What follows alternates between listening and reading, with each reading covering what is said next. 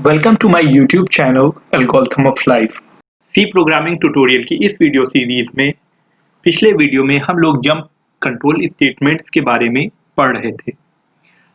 हम लोग ने पिछले वीडियो में ब्रेक स्टेटमेंट के बारे में पढ़ा और उसका प्रोग्राम देखा। इस वीडियो में हम लोग कंटिन्यू स्टेटमेंट के बारे में पढ़ेंगे। कंटिन्यू स्टेटमेंट जो लूप होता है उसको टर्मिनेट ना करके उस पर्टिकुलर इटरेशन को टर्मिनेट कर देता है।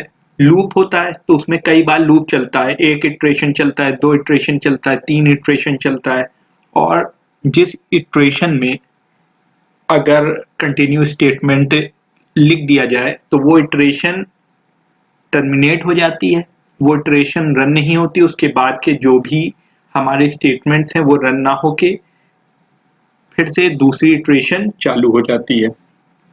वाइल और डू वाइल लूप में कंटिन्यू स्टेटमेंट अगर आपको दिख जाए या अगर कंपाइलर देख लेता है कंटिन्यू स्टेटमेंट तो वो प्रोग्राम के एग्जीक्यूशन फ्लो को कंटिन्यू स्टेटमेंट के बाद डायरेक्टली टेस्ट कंडीशन पे ले जाता है। और फॉर लूप में अगर कंटिन्यू स्टेटमेंट दिख जाता है तो वो प्रोग्राम के एग्जीक्यूशन को अपडेट यानी कि इंक्रीमेंट डिक्रीमेंट पर ले जाता है।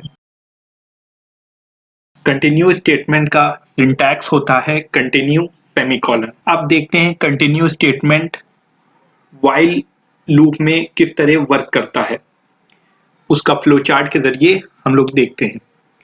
तो पहले जब हम लोग लूप के अंदर आएंगे वाइल लूप के अंदर, तो जैसा आपको पहले भी पता होगा कि कंडीशन सबसे पहले चेक होगी। अगर कंडीशन फॉल्स हो जाती है तो हम लोग लूप से एग्जिट कर जाएंगे। अगर कंडीशन ट्रू होती है तो फिर चेक करेंगे कि कंटिन्यू स्टेटमेंट आया या नहीं आया। अगर कंटिन्यू स्टेटमेंट है, यस अगर है, तो फिर क्या करेंगे, फिर से इसे वापस कंडीशन पे ले जाएंगे, फिर से कंट्रोल फ्लो कंडीशन पे चला जाएगा। अगर कंटिन्यू स्टेटमेंट नहीं है तो फिर remaining body of the loop यानी कि रिमेनिंग स्टेटमेंट्स एग्जीक्यूट होंगे। डू वाइल लूप में जैसा कि आपको पहले ही पता है कि कंडीशन बाद में होती है, पहले सेट ऑफ स्टेटमेंट्स हो जाते हैं।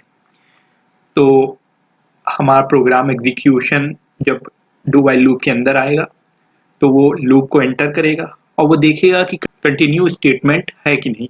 अगर कंटिन्यू स्टेटमेंट के पहले कुछ स्टेटमेंट लिखे होते हैं तो वो पहले वाले स्टेटमेंट एग्जीक्यूट हो जाएंगे, और अगर कंटिन्यू स्टेटमेंट है तो फिर प्रोग्राम का एग्जीक्यूशन फ्लो कंडीशन पर आ जाएगा और फिर वो कंडीशन चेक करेगा। अगर कंडीशन ट्रू होगी तो प्रोग्राम का एग्जीक्यूशन फ्लो जो है वो फिर से डू यानी कि लूप में आ जाएगा, मतलब सेकेंड इटरेशन के लिए आ जाएगा, और ऐसे ही इटरेशन चलती रहेगी जब तक कंडीशन हमारी फॉल्स ना हो जाए। और जब कंडीशन फॉल्स हो जाएगी तो लूप से हम एग्जिट कर देंगे।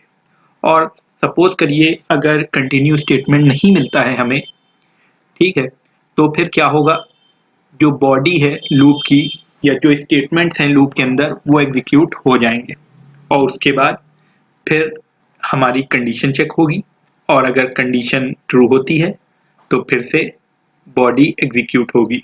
और अगर कंटिन्यू स्टेटमेंट मिल जाता है हमें डू के अंदर तो फिर कंडीशन पे सीधे आ जाएगा।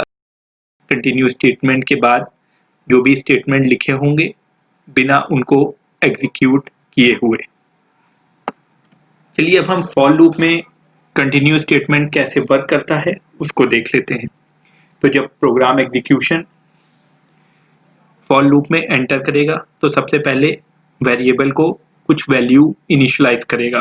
मतलब सपोज करिए आई वेरिएबल हमने लिया तो आई इक्वल टू 1 इनिशियलाइज करेगा।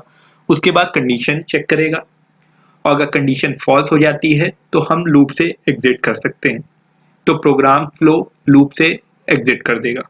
अगर कंडीशन ट्रू होती है तो कंडीशन ट्रू होने पर वो फॉर लूप की बॉडी में प्रोग्राम फ्लो फॉर लूप की बॉडी को एग्जीक्यूट करेगा।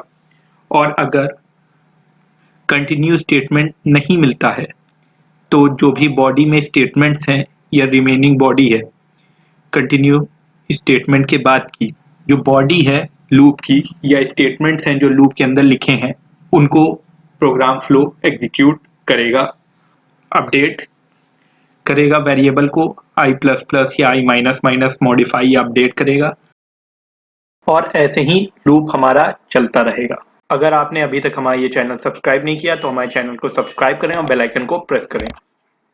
नेक्स्ट वीडियो में हम लोग फॉर लूप में कंटिन्यू स्टेटमेंट का एक एग्जांपल देखेंगे।